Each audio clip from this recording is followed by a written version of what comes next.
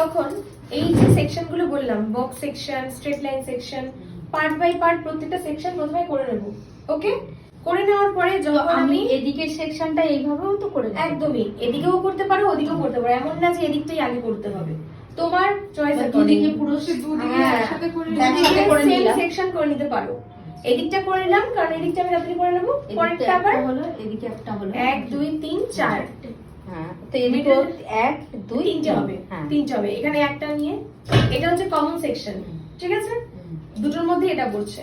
এবার আমি কি করব, সেকশন গুলো হয়ে গেল। এবার যখন হেয়ারে সেকশন নেব ক্রিম্পিং এর জন্য, সেই হেয়ারটা কিন্তু খুব কেমন হবে, ট্রান্সপারেন্ট হবে, দেখা যাবে। হ্যাঁ এদিক ওদিক দেখা যাবে। এই যে একটা ট্রান্সপারেন্ট নিলাম, সবসময় একদম পুরো মুখ দিয়ে ব্লো করতে হবে।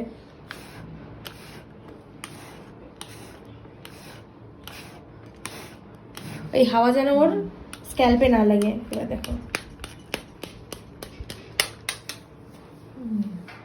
দেখেছো ক্রিম্পিং হয়ে গেল।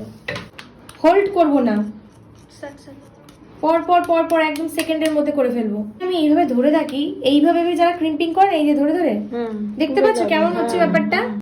এটা যেন না হয়, এখানে একটুখানি এখানে একটুখানি যেন না হয়। কি করতো, যদি এরকম টাইপের ক্রিম্পিং কখনো ভুল করে হয়ে যায়, সেটাকে কিভাবে ঠিক করবে? এই ধরবে, একটা স্ট্রেট লাইন এইভাবে টেনে দেবে, দেখো ক্রিম্পার দিয়েই হয়ে গেল স্ট্রেট। এবার তুমি কি করবে, এই যে ব্যাস, একবার না হলে আরেকবার করবে, কিন্তু চেপে ধরে রাখবে না।